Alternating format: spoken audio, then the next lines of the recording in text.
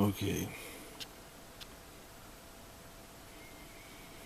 To the world that passed by the storefront display, Fatima and her sister Mary Jo were just two mannequins who had looked out upon the world from the storefront display for a dozen years or so, without barely a notice or complaint, when they were suddenly freed from their enchantment, decades early. "What's this?" asked Mary Jo. "What's going on here? It's not like Mother to show mercy. Usually she doesn't cut our sentences short like this. I wonder what's going on." "Well," said Fatima, "that just means that she needs us for something special." Fatima snapped her fingers, and the two of them were back on Mount Olympus, which lay in ruins. "Oh my God," said Mary Jo, "what's happened?" "We've got to find Mother," said Fatima, suspecting that the sons of Wildhammer had started another war, one of many we had fought with them since we had fled Mars and settled back on Earth for the second time. And this second time of coming to Earth, on the approach we came in at a bad angle, and we crash-landed here upon the fields of Atlantis, losing our engines in the crash tens of thousands of years ago, which means we are stuck here on this planet, on this rock, along with the rest of humanity. When they found their mother, Millie looked like she was in shock, and she said, I want to tell you girls, the tell of our people. We must preserve the tell of our people. We were the servants and the maintenance workers of Mount Olympus, a great and ancient spaceship that had traveled outside of time in a trans-dimensional vortex. The passengers and crew lived in luxury above decks, while with castles and fields, woods and oceans, even experiencing the joys of day and night on their journey across the stars, a luxury we workers and servants and our families had not experienced since leaving our home world of Zoltek. All we knew were the lower levels of Mount Olympus. Even in space, those in the upper decks continued to enjoy all of the luxuries and benefits of the ruling class, while we in the lower decks did not. And they took full advantage of their privileges, while the servants and maintenance workers who lived below deck lived lives where even the air itself was rationed, and everything was measured out and paid for, even the length of one's life, which was determined by the ability to pay for one's keep on a ship of immortals. There was death and suffering, the only question being why. Countless generations of us born into servitude. Then a child was born in the lower decks to a servant girl, Druina Marmalade, who named him Wildhammer, whose DNA marker the ship recognized him, who because of his DNA marker the ship recognized him as royalty, because of who his father was, which gave him full access to the ship that no other worker or servant had ever had before. This changed Druina's life for the better, and she treasured her son for it. Then when the ship landed on Earth for the first time, the settlements and retreats were established on every continent. People just, the ruling class just wanted to get out of that ship. Even the workers and servants could vacation outside of the ship. Everyone wanted to escape Mount Olympus. That is when Wildhammer, now the leader of the maintenance crew, tricked the passengers of Mount Olympus into fleeing the ship en masse by triggering a false alarm of the transmutational gas trilithium that powered our transdimensional engines, a gas that was rumored to have the ability to reanimate dead flesh. So the false belief that the trilithium had been released into the ship its effect was that the passenger crew, even most of the army who wanted to serve and protect the passengers, left the ship with only a skeleton crew on board. With only a few soldiers left to guard them, then the workers, led by Wildhammer, staged a revolt and took control of the ship at Mount Olympus. And from that moment, Wildhammer sat upon the throne, all transports were disabled. And from the moment that Wildhammer sat down upon the throne, the first thing he did was disable all of the transports. And then a course was set for Mars, and Mount Olympus took off. We knew that the shuttle that the ruling class and the army had, the shuttles were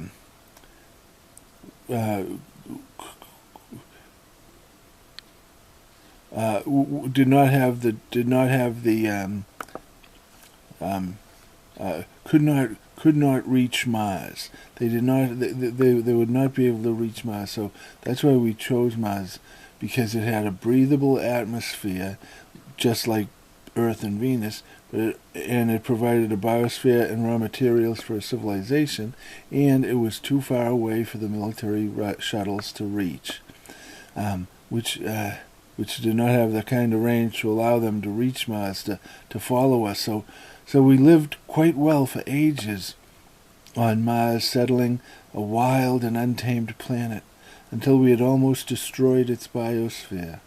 We knew that it wouldn't be long before total ecological collapse would sweep across Mars, letting in the solar winds and the thermal storms, and our billion-plus population would be lost. So a plan was drawn up. All of the power from Mount Olympus would be diverted to a giant atmospheric regeneration machine that we built upon Olympus Mons. It's the tallest mountain on the planet Mars. So everyone was moved out of Mount Olympus as its life systems powered down, supposedly just while the biosphere was renewed and our civilization reborn.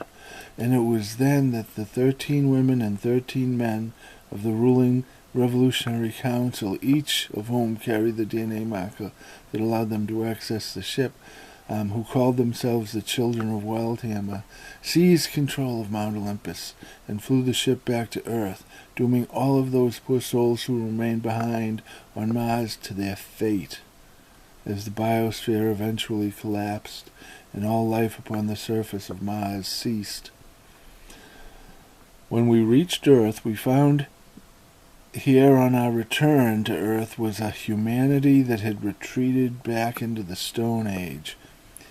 It was difficult for us to believe what the DNA scans were telling us, that these primitives, these were the ancestors of the ruling class.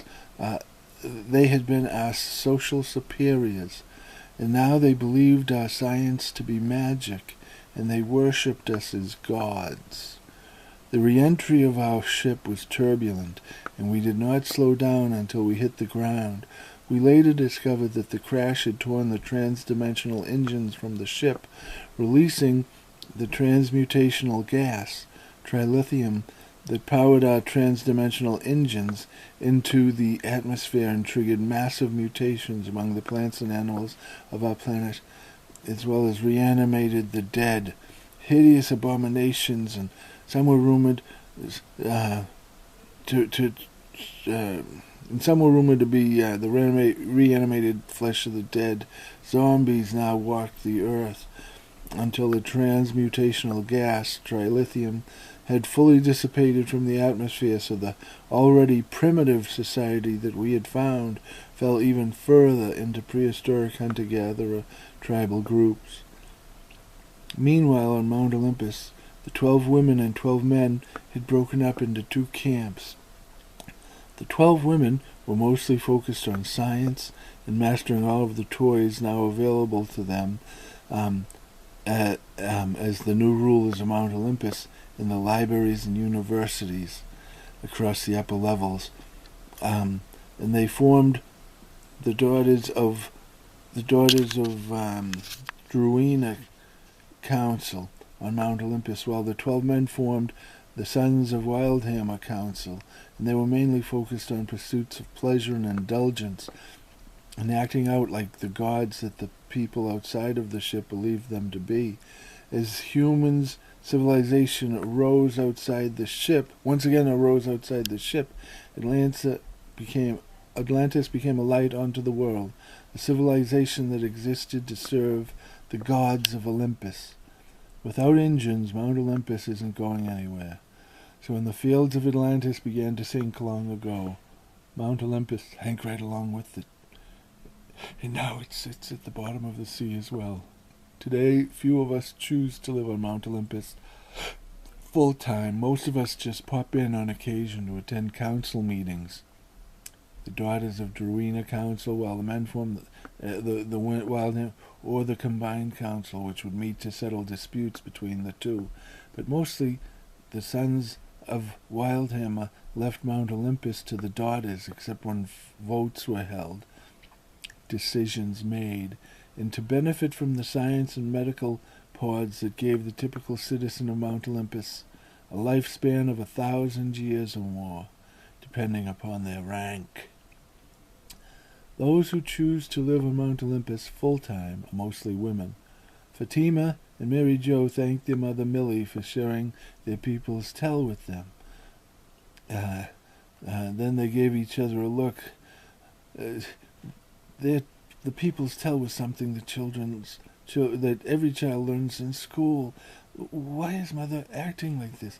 Then Rowena just gave her a look. Then they helped get their mother to a medical pod where they knew she would get the help she clearly needed. They had never seen Mother like this before. She was a mess. Then they headed out to where they knew that the council would be meeting. People were yelling and screaming as Fatima and Mary Jo took their mother's seat.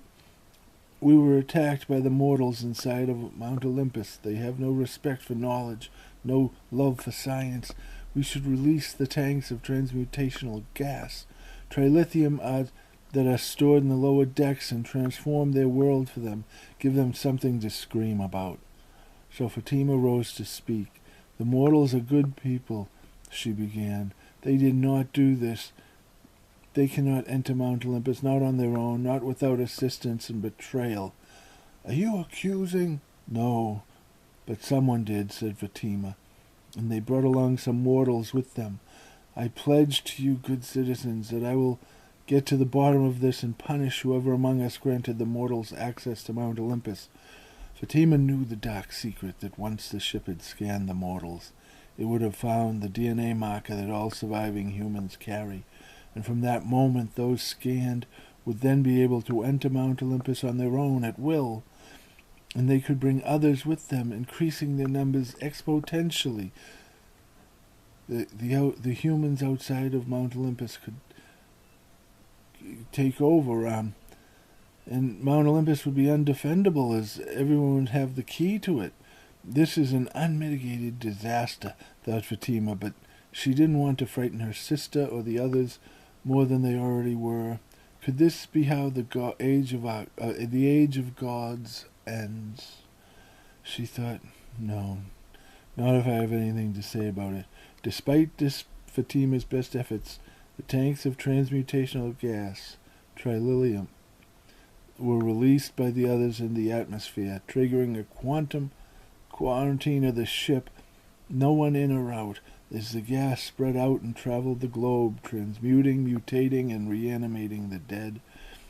The world was in chaos, but somehow, even under quarantine, zombies got inside of the ship, and the terror was unimaginable, as the zombies were everywhere, on every level, and humanity was overrun again, even on Mount Olympus. After the zombie plague burnt itself out, and the atmosphere within Mount Olympus was cleansed of the trilithium gas, it would be another 5 years or so before the trilithium gas would have dissipated enough from the world's atmospheres and water for life to return as normal, to normal. Enough for the censors on Mount Olympus to end the self-imposed quarantine and release the sleepers from stasis. And when it finally happened, the chosen few began to emerge from the hundreds of stasis pods in the sleep chambers, the hospitals, as well as from the chamber for deep space stasis that only a few on Mount Olympus were even aware existed. It was a great hall filled with hundreds, if not thousands, of stasis pods. And Mount Olympus began rebuilding. All who were awoken kissed the ring of the Queen Mother, Millie Kilpatrick, or were killed. Things were going to be done differently around here from now on, she declared. There will be no mercy. Meanwhile, Fatima and Mary Jo were with a ragtag group of survivors, humans, daughters of Drowena, and sons of Wild Hammer, all working and living together and striving to rebuild the world along the shore of the Sea of Galilee. A council of equals was in charge, but everyone knew that Fatima ran things.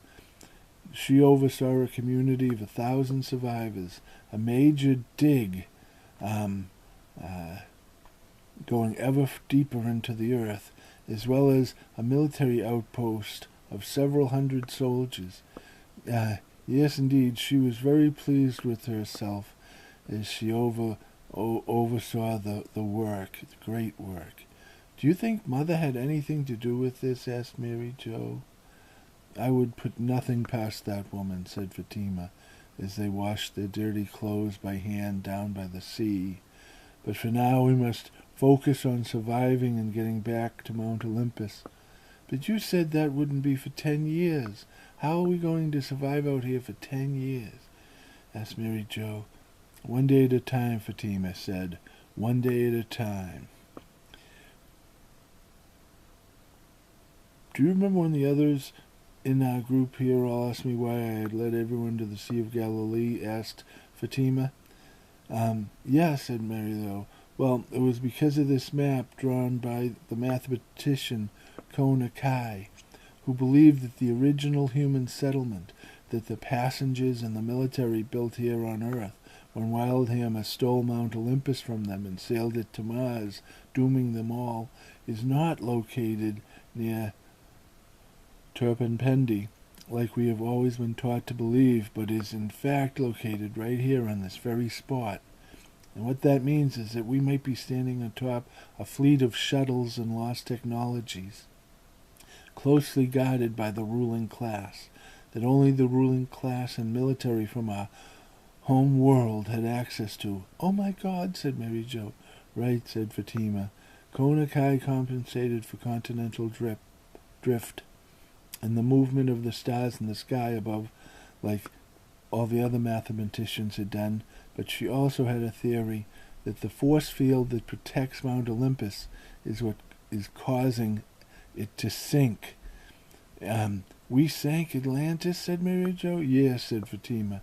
At least our force field did, and that is what is also sinking these shuttles, buried deep beneath the earth, causing a dent or low point in the continental crust that can be measured and detected. And as the force field continues to sink the fleet of shuttles, as well as to subtly change the tectonic drift, the mathematician Kona Kai believes that when the force field pierces the continental plate, all of this technology, lost to us for tens of thousands of years, will be lost to us now forever. And if her theory is true, that locates the shuttle right here in this spot, and we can retrieve all this lost knowledge, said Fatima, with this device pointing to the scar on her arm. Once we gain entry to the shuttle, we will be able to override the military command that has been blocking Mount Olympus from taking control of this entire fleet. And that young child over there is an exact DNA match to the last king of Mount Olympus, to the last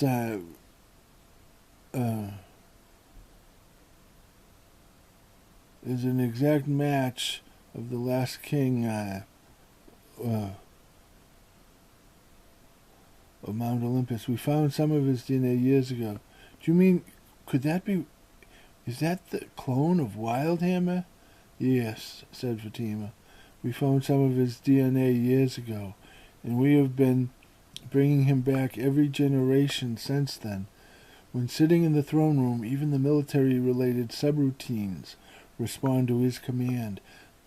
But for some unknown reason, something is blocking him and us from accessing control of the shuttles from the throne room. We don't know why that is, but we believe that if he gains physical entrance to the shuttle, that should fix it, and he should be able to take control of the fleet of shuttles with this device. She pointed to a scar on her arm. It'll do the rest, giving us control of the ship. Once we have control of one ship, we will have control of them all and be able to fly them up to the surface. And rescue Mother? Asked Mary Jo. What? Said Fatima. Rescue that old battle axe? Never. Then, looking at her sister's reaction to her words, she added, well, maybe I haven't decided yet. And a smile came to Mary Jo's face.